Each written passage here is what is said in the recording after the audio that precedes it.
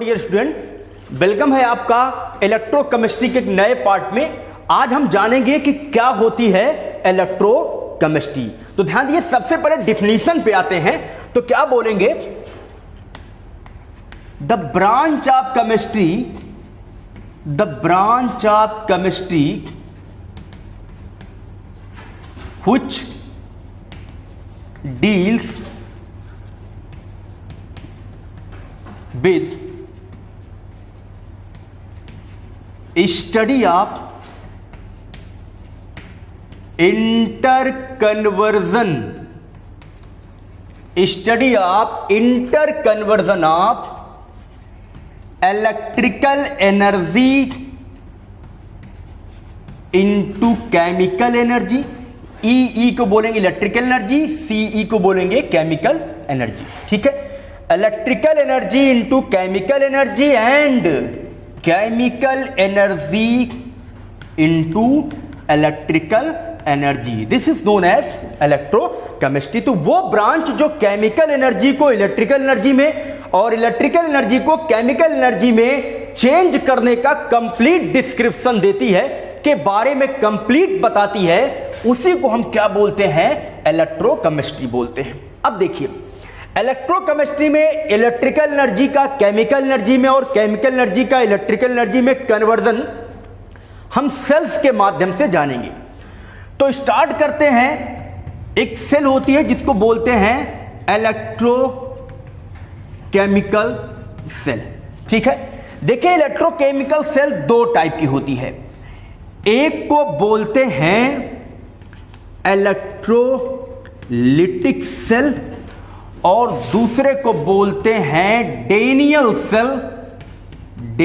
Cell या इसी को बोलते हैं गैल्वेनिक सेल या इसी को बोलते हैं वोल्टेइक सेल।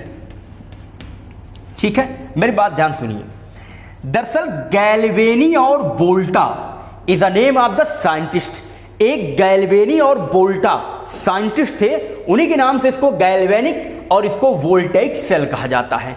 ये डेनियल सेल के टाइप हैं। डेनियल सेल के दो टाइप होते हैं, एक को बोलते हैं गैल्वेनिक और दूसरे को बोलते हैं वोल्टेइक। मतलब डेनियल, गैल्वेनिक, वोल्टेइक सबका कंसेप्ट एक ही है। ठीक है, तो electrochemical cell are two type, electrolytic cell and Daniell cell. ठीक है, आइए देखते हैं इलेक्ट्रोलिटिक सेल क्या होता है। देखिए इलेक्ट्रोलिटिक सेल क्या होता है? द सेल which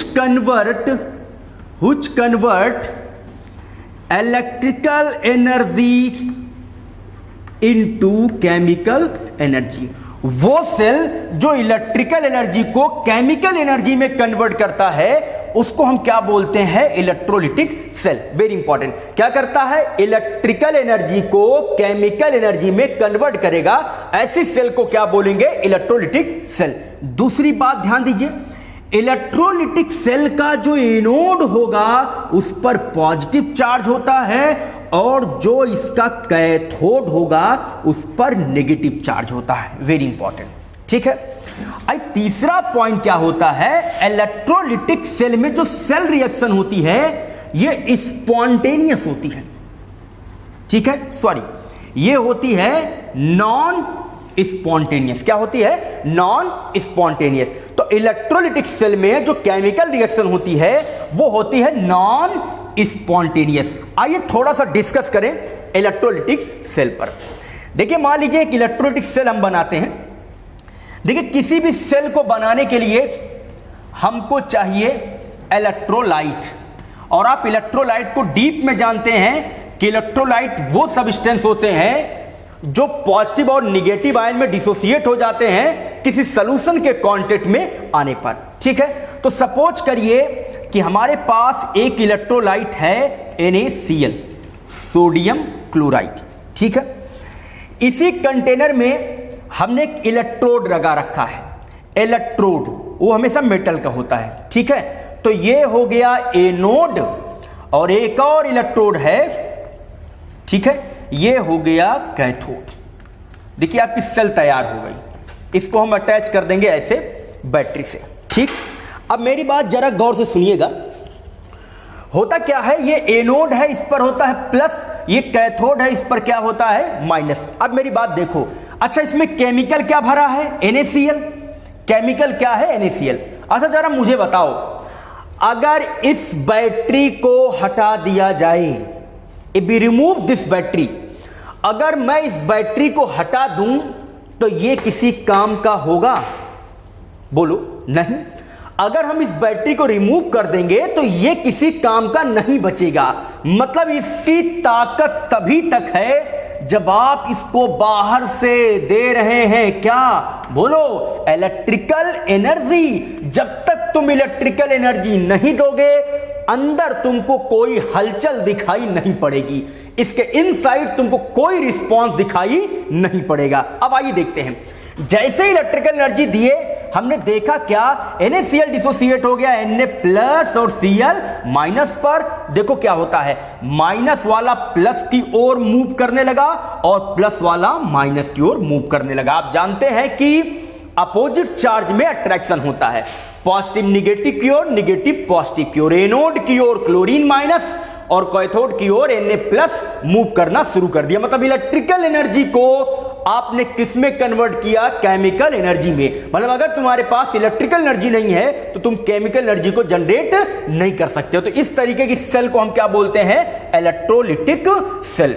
आओ थोड़ा डेनियल सेल पर डिस्कस करते हैं। देखिए ये ऐसी सेल होती है जिसमें केमिकल एनर्जी को चेंज करते हैं, किसमें, इलेक्ट्रिकल एनर्जी में। पहला डिफरेंस है दोनों में, ये डिफरेंस, ये इलेक्ट्रिकल को केमिकल में बदलता है, ये केमिकल को इलेक्ट्रिकल में बदल। दूसरा और मेजर इंपॉर्टेंट पार्ट, इसका जो एनोड होता है बच्चों, इस पर होता है निगेटिव, और इसका जो कैथोड होता है उस पर होता है पॉजिटिव। वेरी इंपॉर्टेंट, इसके एनोड पर निगेटिव और कैथोड पर पॉजिटिव, इसके एनोड पर पॉजिटिव और कैथोड पर निगेटिव। ये नॉन स्पॉन्टेनियस है और इसका प्रोसेस होता है स्पॉन्टेनियस।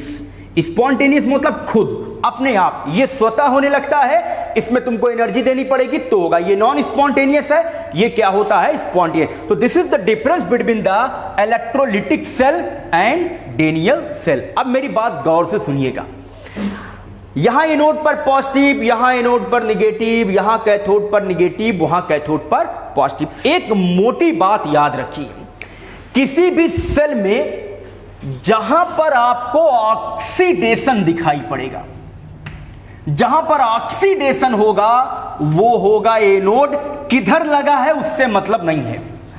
और जहां पर रिडक्शन होगा वो होगा क्या, कैथोड। वेरी इंपॉर्टेंट, ऑक्सीडेशन हमेशा एनोड बनाता है और रिडक्शन हमेशा कैथोड बनाता है। वो लेफ्ट साइड है कि राइट साइड है, या राइट साइड है या लेफ्ट साइड है, ये मैटर नहीं करता है। इंपॉर्टेंट क्या है कि एनोड क्या करेगा, ऑक्सीडेशन, और कैथोड क्या करेगा, रिडक्शन। ठीक है, तो डिफरेंस रहा इलेक्ट्रोलिटिक सेल और डेनियल गैल्वेनिक सेल में। इसका आप स्क्रीनशॉट ले लीजिए। अब मैं आगे डिस्कस करता हूं। ठीक है, देखिए इलेक्ट्रोलिटिक सेल पढ़ चुके हैं, अब अगला नंबर है डेनियल सेल या गैल्वेनिक सेल का। ठीक, हम डिस्कस करेंगे डेनियल सेल और गैल्वेनिक सेल पर। कोई आया राकेश भैया,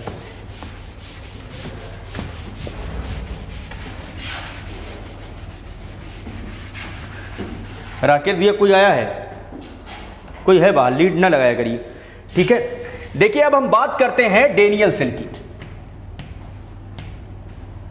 डेनियल सेल की, ठीक, देखिए आफ्टर इलेक्ट्रोलिटिक सेल हमको डिस्कस करना है कि क्या होता है डेनियल सेल। ठीक है, लेकिन देखिए डेनियल सेल को जानने से पहले हम 2-3 टर्म जानेंगे, कुछ इंपॉर्टेंट टर्म मैं आपको बताऊंगा। जैसे सबसे पहले हम बात करेंगे कि क्या होता है electrode potential.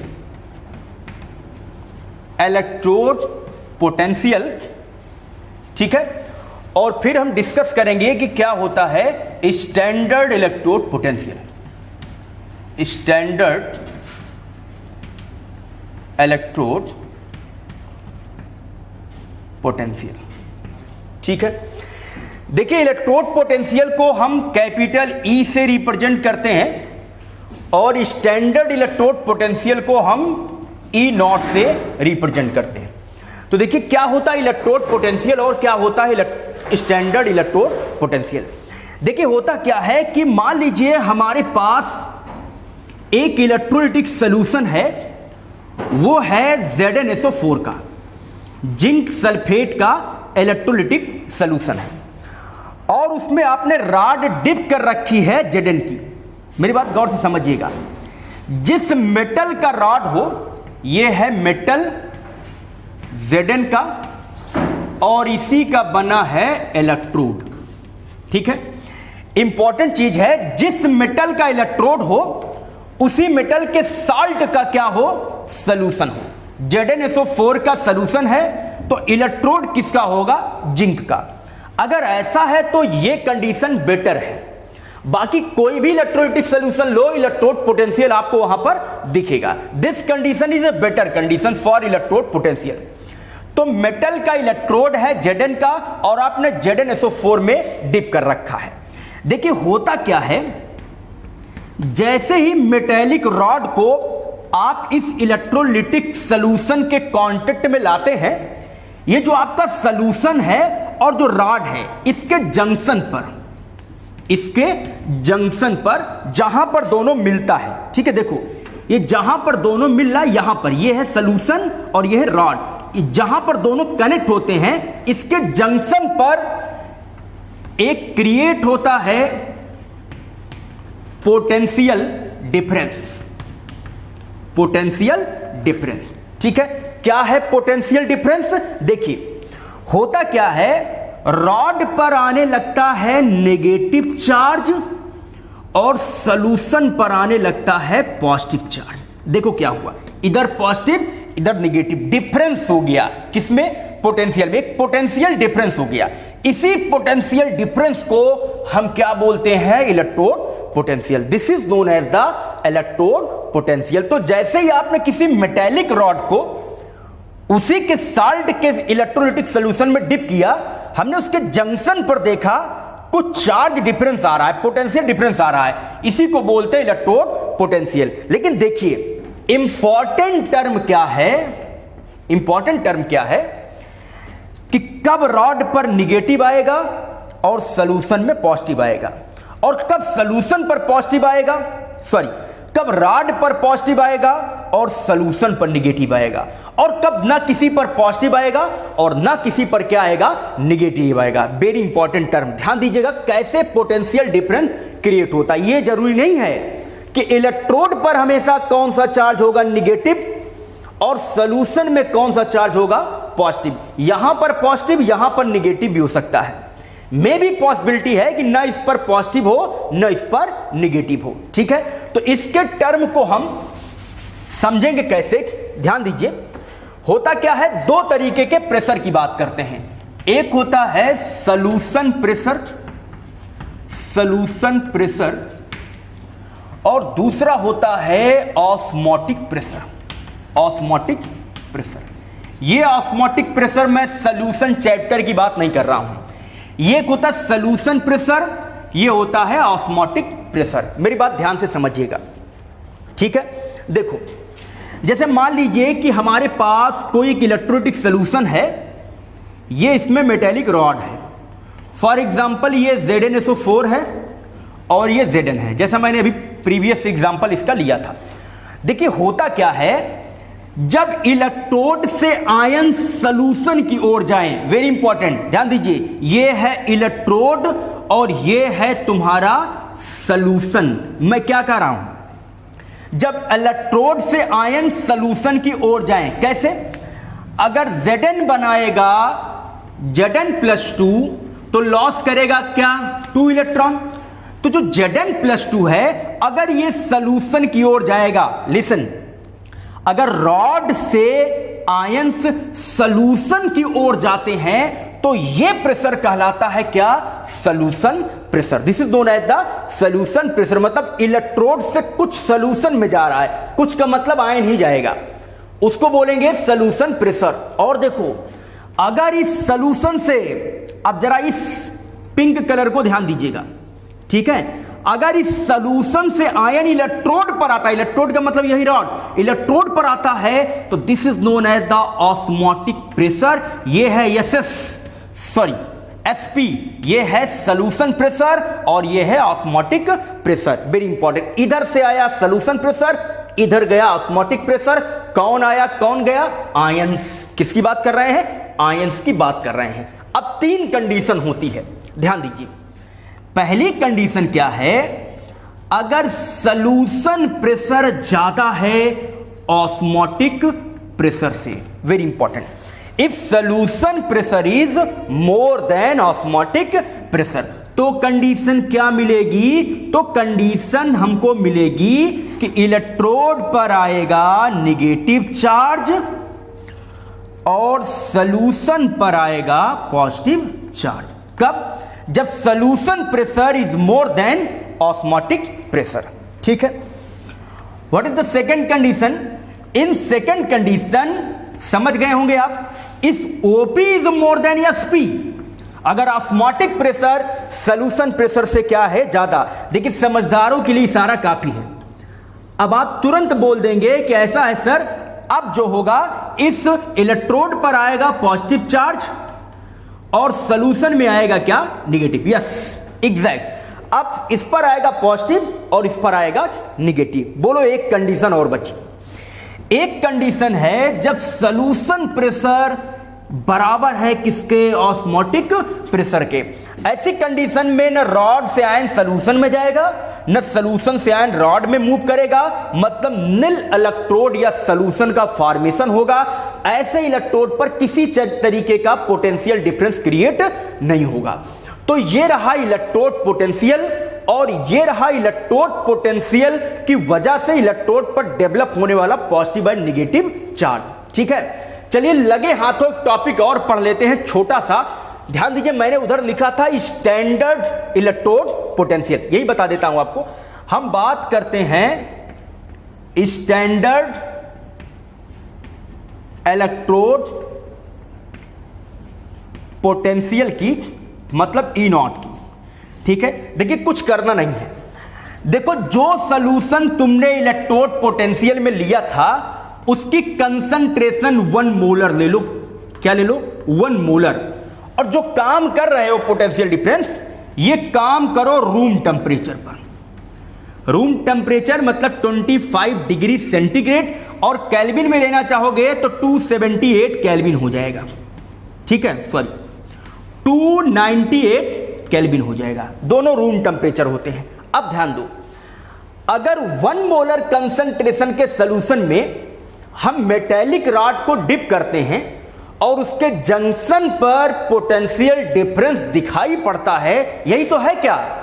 Standard electrode potential. मेरी बात ध्यान सुनो, स्टैंडर्ड को हिंदी में हम लोग बोलते हैं मानक। मतलब कुछ आपने माना है। क्या माना है? 1 molar concentration and 25 degree centigrade temperature. This is known as the standard electrode potential, और इसको हम किससे रिप्रेजेंट करते हैं? E0 से रिप्रेजेंट करते हैं। अब इलेक्ट्रोड पोटेंशियल और इलेक्ट्रोड स्टैंडर्ड इलेक्ट्रोड पोटेंशियल के बाद हम डिस्कस करेंगे कि क्या होता है डेनियल सेल, गैल्वेनिक सेल और वोल्टेज सेल। बंद कर रखे दिया, रुक करेंगे डेनियल सेल की, कि डेनियल सेल का फॉर्मेशन कैसे होता है। ठीक है, आइए देखते हैं। देखिए हमारे पास एक कंटेनर है जिसमें जिंक का इलेक्ट्रोड है। अगर इलेक्ट्रोड Zn का है तो सॉल्यूशन उसके साल्ट का हमने लिया क्या? ZnSO4, जिंक सल्फेट का सॉल्यूशन है ZnSO4 का। ठीक है, फिर क्या करते हैं, एक दूसरा कंटेनर हमने लिया, उसमें क्या करते हैं, देखिए ये रॉड हमने डिप की कॉपर की। अगर इलेक्ट्रोड कॉपर का है तो सॉल्यूशन उसके साल्ट का होगा, मतलब कॉपर सल्फेट का, CuSO4 हो गया ये। ठीक,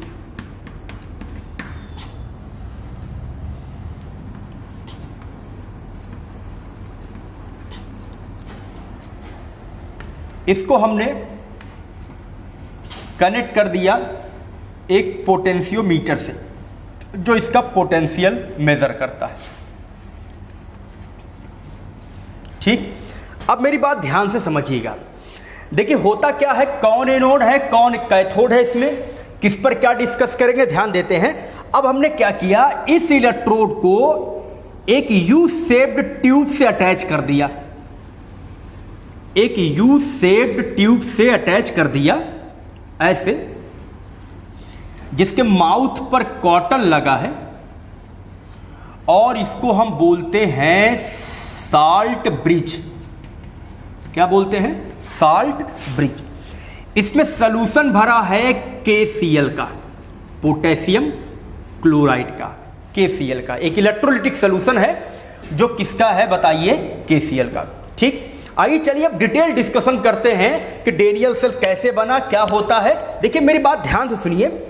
होता क्या है, जैसे ही Zn की रॉड को, जैसे ही जिंक की रॉड को ZnSO4 के सॉल्यूशन में डिप करते हैं, होता क्या है, ये जो Zn है, Zn मतलब जिंक, जिंक क्या करता है, ये Zn+2 के फॉर्म में आने लगता है सॉल्यूशन में। मेरी बात ध्यान सुनिएगा। Zn+2 कब बनाएगा, जब दो इलेक्ट्रॉन को लॉस करेगा। तो होता क्या है, ये Zn+2 आने लगता है सॉल्यूशन में। ये देखिए Zn+2 सॉल्यूशन में आने लगा। तो सॉल्यूशन में आ रहा है क्या, Zn+2 इसमें आने लगा Zn+2 आने लगा किसमें, सॉल्यूशन में। अब देखो जब आयन सॉल्यूशन में आने लगे तो इस इलेक्ट्रोड ने क्या किया, इलेक्ट्रॉन को इसी रॉड पर छोड़ दिया, मतलब इलेक्ट्रॉन इस पर लूज करके आयंस इनमें जाने लगे। अब बोलो, जब इलेक्ट्रॉन यहां पर छोड़ दिया तो इस इलेक्ट्रोड पर कौन सा चार्ज आ गया, माइनस। कौन सा चार्ज आ गया, माइनस चार्ज आ गया। इस पर आ गया माइनस और इनमें तुमको प्लस दिख ही रहा है। अब बोलो, यहां हो रहा loss of electron. Loss of electron का मतलब क्या हो रहा है, ऑक्सीडेशन हो रहा है। क्या हो रहा है, ऑक्सीडेशन हो रहा है। और अगर ऑक्सीडेशन हो रहा है तो ये इलेक्ट्रोड किसका काम करेगा, एनोड का। मैंने आपको बताया था एनोड पर हमेशा क्या होता है, ऑक्सीडेशन। अब बड़ा क्वेश्चन, कुछ लोग पूछते हैं सर ये Zn+2 के फॉर्म में सॉल्यूशन में आ गया, तो जो कॉपर की रॉड है ये भी तो Cu+2 के फॉर्म में सॉल्यूशन में आ सकती है। तो मतलब इसने Cu+2 क्यों नहीं रिलीज किया, इसने Zn+2 क्यों रिलीज कर दिया। मेरी बात सुनो, इलेक्ट्रोकेमिकल सीरीज में Zn की पोजीशन Cu से क्या है, ऊपर। Zn ऊपर है, Cu क्या है, नीचे। और अगर Zn ऊपर है मतलब इसका loss of electron tendency copper से क्या होगी, ज्यादा। इससे पहले ये इलेक्ट्रॉन लूज कर देगा, इसको टाइम लगेगा, ये पहले गेम कर जाएगा। तो Zn+2 इलेक्ट्रॉन लॉस कर दिया, इससे पहले इसने कर दिया। यहां पर हो गया क्या बताइए, ऑक्सीडेशन। और जहां पर ऑक्सीडेशन वहां पर एनोड। और बोलो एनोड पर कौन सा चार्ज, नेगेटिव। प्रूफ हुआ कि डेनियल सेल के एनोड पर कौन सा चार्ज होता है, नेगेटिव चार्ज होता है। ठीक है, अब देखिए होता क्या है, इस पर आ गया Zn+2। अब जो इलेक्ट्रॉन है वो जिंक से कॉपर की ओर मूव करता है। मेरी बात ध्यान सुनो, जिधर इलेक्ट्रॉन मूव करता है उसके अपोजिट डायरेक्शन में आता क्या है, करंट। क्या आता है, करंट। तो इसके अपोजिट, इधर इलेक्ट्रॉन जा रहा है तो इधर क्या आएगा, करंट। मतलब कॉपर से जिंक की ओर क्या आएगा, करंट आएगा। अब मेरी बात ध्यान सुनो, यहां पर जो Cu+2 है, जो Cu+2 है ये क्या करेगा, ये दो इलेक्ट्रॉन गेन करेगा। इस दो इलेक्ट्रॉन को गेन करेगा और बोलो क्या होगा, माइनस प्लस कैंसिल, यहां पर बनेगा कॉपर। क्या बन गया, कॉपर। तो होता क्या है, ये जो Cu बनता है, ये Cu+ है, कॉपर का है, ये इसके चारों ओर डिपॉजिट होने लगता है।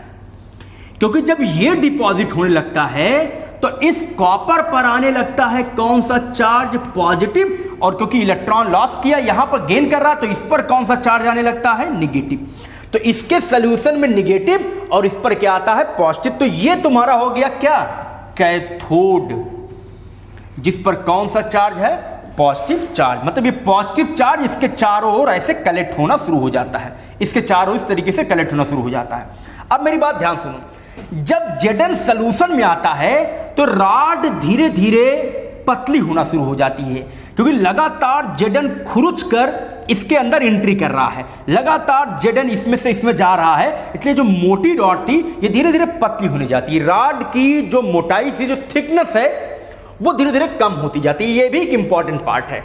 अब देखिए, ये तो रहा एनोड और कैथोड, किस पर ऑक्सीडेशन हो रहा है, किस पर क्या हो रहा है, रिडक्शन हो रहा है। अब इंपॉर्टेंट चीज इस सेल की क्या है कि क्यों लगाया है तुमने सॉल्ट ब्रिज। तो आइए हम जानते हैं फंक्शन ऑफ सॉल्ट ब्रिज। हम जानते हैं फंक्शन ऑफ सॉल्ट ब्रिज। ठीक है, देखिए पहला काम क्या है, सॉल्ट ब्रिज के पहले बारे में थोड़ा जान ले।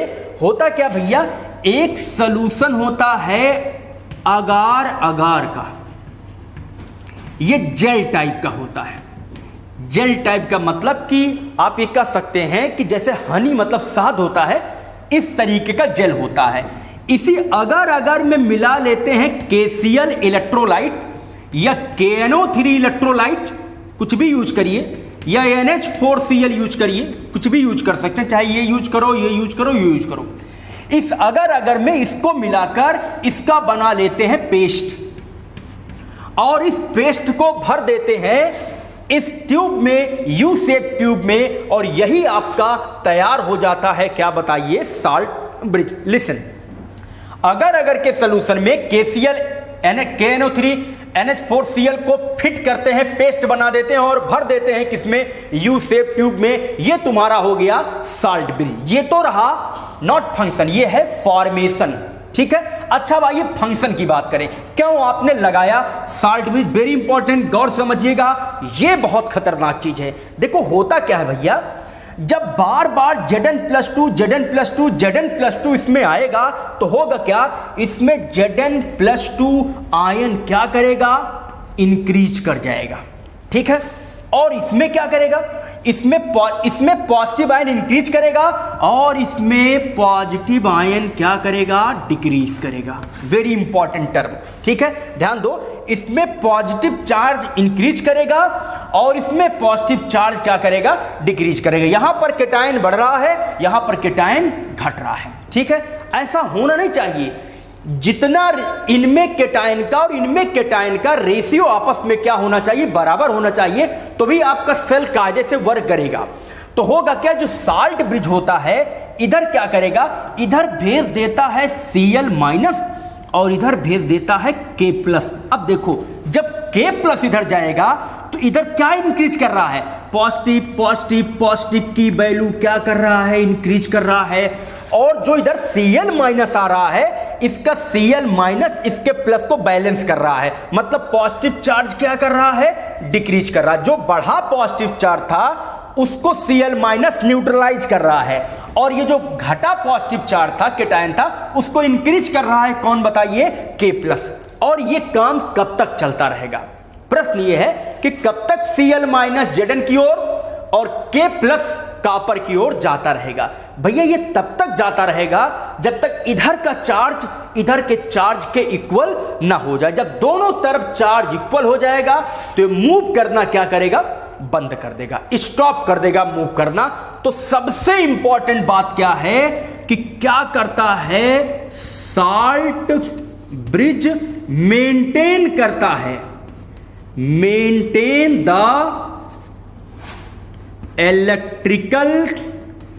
Electrical neutrality.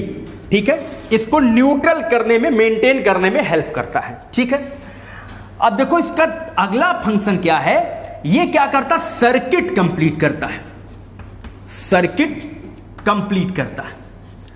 अच्छा, सर्किट कंप्लीट करना क्या है, सर्किट कंप्लीट करना का मतलब अगर यही सॉल्ट ब्रिज में निकाल दूं तो आयंस का ट्रांसफर नहीं होगा, और अगर ट्रांसफर नहीं होगा कि तुम्हारी सर्किट कंप्लीट नहीं रहेगी। जो तुम कंप्लीट सेल बनाए हो ये हाफ सेल बन के रह जाएगा। इसको इसे काट दो, आधा इधर आधा इधर, इसको हम बोलेंगे हाफ सेल, ये कंप्लीट सेल नहीं होगा। तो सर्किट कंप्लीट करने का भी काम करता है कौन, सॉल्ट ब्रिज। और तीसरा और सबसे इंपॉर्टेंट काम इसका ये है कि साल्ट ब्रिज दोनों सॉल्यूशन को सेपरेट करता है, न कॉपर सल्फेट को जिंक से मिलने देता है, न जिंक सल्फेट को कॉपर से मिलने देता है। तो ये काम किसका होता है? साल्ट ब्रिज का ये फंक्शन है। अब एक इंपॉर्टेंट चीज और सुनिए, क्यों साल्ट ब्रिज में KCl, KNO3 और NH4Cl ही मिलाया गया? हमने और कोई इलेक्ट्रोलाइट क्यों नहीं मिला? क्या दिमाग में क्वेश्चन आता है आपके कि हमने कोई और इलेक्ट्रोलाइट क्यों नहीं फिलअप किया? H2SO4, HNO3 आपने क्यों नहीं फिलअप किया? देखिए इंपॉर्टेंट चीज है, हम वही इलेक्ट्रोलाइट इसके अंदर फिलअप करते हैं। आओ थोड़ा इसका काम जान ले। जो इलेक्ट्रोलाइट इसमें, इसको नोट कर लीजिएगा, जो इलेक्ट्रोलाइट फिलअप किया गया है साल्ट ब्रिज में, उसका थोड़ा फंक्शन जान ले। Function of electrolyte in salt bridge, ठीक है। साल्ट ब्रिज में जो इलेक्ट्रोलाइट है उसका फंक्शन जान ले। देखो भैया, सबसे इंपॉर्टेंट चीज क्या है कि हमने KCl का सिलेक्शन इसीलिए किया क्योंकि ये एक प्रकार का होता है इनर्ट इलेक्ट्रोलाइट, वेरी इंपॉर्टेंट। मतलब ये इनके कांटेक्ट में आने पर अपना गेम नहीं खेलेगा, मतलब ये कोई नया प्रोडक्ट जनरेट नहीं करेगा, ये केवल इलेक्ट्रिकल न्यूट्रलिटी मेंटेन करने के लिए मिलाया गया है तो वही काम करेगा। मतलब ये do not proceed any chemical reaction, do not give any chemical reaction, ये कोई केमिकल रिएक्शन नहीं देता है, ठीक है। दूसरा इंपॉर्टेंट पॉइंट क्या है, मेरी बात ध्यान सुनिए, इसकी एक और क्वालिटी है, ये ब्रेक करता है K+ और Cl- में। ध्यान दो, जिस रेशियो से Cl- इधर जा रहा है और K+ इधर जा रहा है, इनके जाने की स्पीड आपस में क्या होनी चाहिए? इक्वल होनी चाहिए। सुनो, अगर 10 की स्पीड से Cl इधर जा रहा है तो 10 की स्पीड से K भी इधर होना चाहिए। अगर ये ZnGO4 की तरफ 10 की स्पीड से जा रहा है तो कॉपर सल्फेट की ओर 10 की स्पीड से जाना चाहिए। क्यों? अगर इसकी स्पीड स्लो है तो थोड़ा थोड़ा इधर जाएगा, जब थोड़ा थोड़ा जाएगा तो थोड़ा थोड़ा न्यूट्रल करेगा, ये ज्यादा जाएगा तो ज्यादा पॉजिटिव चार्ज बढ़ाएगा। मुझे बोलो, क्या केटायन चार्ज एक दूसरे के बराबर हो पाएगा? कभी नहीं हो पाएगा। भाई, एक आदमी बहुत तेज दौड़ रहा है, दूसरा बहुत धीमे दौड़ रहा है, फिर धीमे वाला तेज हो गया, तेज वाला धीमे हो गया, तो कभी बराबर हो पाएंगे? इम्पॉसिबल। मतलब अगर बराबर करना है तो दोनों की स्पीड क्या होनी चाहिए? इक्वल होनी चाहिए। वेरी इंपॉर्टेंट है, बहुत इंपॉर्टेंट है। साल्ट ब्रिज में भरे गए इनर्ट इलेक्ट्रोलाइट की स्पीड आपस में क्या होनी चाहिए? इक्वल होनी चाहिए। फिर रहा टोटल डिस्क्रिप्शन डेनियल सेल के बारे में। अब हम कैसे लिखेंगे सेल रिएक्शन, इसको देखिए। अभी हमारा काम पूरा ही हुआ है। अब देखिए, हम आपको बताएंगे कि कैसे लिखेंगे सेल रिएक्शन और कैसे इसका रिप्रेजेंटेशन करेंगे। तो आइए पहले बात करते हैं रिप्रेजेंटेशन की। रिप्रेजेंटेशन ऑफ डेनियल सेल, ठीक है। इसका रिप्रेजेंटेशन IUPAC ने दिया। हमको ये सब बनाने की जरूरत नहीं है, अपने आप हो जाएगा, ठीक है। इसके पहले ट्रिक जानेंगे आप। लोन लेना नहीं, घाटे में चले जाओगे, ठीक है। देखिए, L का मतलब लेफ्ट, O का मतलब ऑक्सीडेशन। अब इसी से बात करो, A का मतलब एनोड और N का मतलब निगेटिव। गलत कर रहा हूं? लेफ्ट क्या हो रहा है? ऑक्सीडेशन। किस पर हो रहा है? एनोड पर। कौन सा चार्ज है? निगेटिव, ठीक है। लेफ्ट में हमेशा ऑक्सीडेशन होगा और लेफ्ट में हमेशा एनोड लिखोगे और एनोड पर हमेशा क्या होगा? निगेटिव होगा। तो कैसे लिखते हैं देखिए, हम पहले इस इक्वेशन को ऐसे लिखते हैं। देखिए, ये हो गया Zn, एक लाइन ऐसे लगाते हैं, ये हो गया Zn सॉलिड, ठीक है। जब किसी पर चार्ज नहीं होता है तो वो सॉलिड होता है, और जैसे चार्ज हुआ Zn+2, इसको तुम एक्वस कह दोगे, ठीक है। ये है सॉलिड, ये है एक्वस। यहां भी हम लिख सकते हैं, ये है सॉलिड, ये है एक्वस, ठीक है। ये है एक्वस, ये है सॉलिड, ठीक है। केवल मेटल सॉलिड है आयन के फॉर्म में एक्वस हो जाएगा। अब क्या किया, यह हमने डबल लाइन लगाया, ठीक है। फिर हमने क्या किया, यहां पर क्या था Cu+2 और कन्वर्ट हुआ Cu में, ठीक है। आइए चलिए डिस्कस करते हैं है क्या। देखो Zn कन्वर्ट हो रहा, Zn+2 में, मतलब इस तरफ तुमने लिख दिया क्या एनोड, ठीक है, और इस तरफ तुमने लिख दिया क्या कैथोड। डबल लाइन रिप्रेजेंट करती है Sb को, मतलब साल्ट ब्रिज है। This is the salt bridge, जहां डबल लाइन खींची गई है ये साल्ट ब्रिज को रिप्रेजेंट करता है। तो ये है रिप्रेजेंटेशन डेनियल सेल का। अब एक और इंपॉर्टेंट चीज, जहां पर एक्वस लिखा गया है यहां पर क्वेश्चन में कंसंट्रेशन भी लिखी जा सकती है। जैसे किसी ने लिख दिया 0.001 m मोलर कंसंट्रेशन इसकी और 0.001 मोलर कंसंट्रेशन इसकी, तो इसके नीचे कंसंट्रेशन भी लिखा जा सकता है। एक चीज और, जहां पर Zn+2 है वहां पर तुम ZnSO4 भी लिख सकते हो और कॉपर को CuSO4 भी लिख सकते हो। बोलो क्यों? क्योंकि यही तो टूटता है भैया Zn+2 में, यही तो टूटता है Cu+2। मेरे भैया न रहेगा बांस न बजेगी बांसुरी, न रहेगा Zn न बनाएगा Zn+2, तो इसको इस तरीके से भी रिप्रेजेंट कर सकते हैं। एक इंपॉर्टेंट काम और बचा है, हम सेल रिएक्शन को ऐड करके कैसे लिखेंगे, इसका आप स्क्रीनशॉट ले लीजिए, बहुत इंपॉर्टेंट है। देखिए हम सेल रिएक्शन को ऐड करके कैसे लिखेंगे। क्या था हमारे पास, हमारे पास रिएक्शन था Zn+Zn solid gives out Zn+2 electron minus, ये क्या था एक्वस था, ठीक है। अगला क्या था, Cu+2 ने 2 इलेक्ट्रॉन गेन किया और क्या बना, ये है एक्वस, भूलिएगा ना इसको लिखना, ये है Cu सॉलिड, ठीक है। ये हमारे पास इक्वेशन रहा। अब क्या करेंगे, इसको ऐड करिए, इसको ऐड करके हम एक इक्वेशन बनाएंगे। क्या करेंगे, देखिए सबसे पहले यहां शुरू करते हैं। ये क्या है Zn प्लस, इसको जोड़ो, जैसे मैथमेटिकली ऐड करते हो वैसे ऐड करो।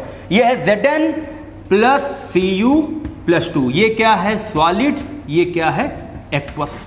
गिव्स आउट व्हाट, तो Zn आगे है तो यहां पहले Zn लिखो। क्या बनाया, Zn+2 एक्वस प्लस Cu+2 से क्या बना कॉपर, ये बना Cu सॉलिड। अब मेरी बात ध्यान से सुनिएगा, 2 इलेक्ट्रॉन इधर 2 इलेक्ट्रॉन इधर कैंसिल आउट हो गए। तुम्हारा रिएक्शन कंप्लीट तभी माना जाएगा जब दोनों तरफ इलेक्ट्रॉन क्या हो, कैंसिल आउट हो जाए। अगर कैंसिल आउट नहीं होते तो सपोज करो यहां पर होता 2 इलेक्ट्रॉन और यहां पर होता 5 इलेक्ट्रॉन, ठीक है।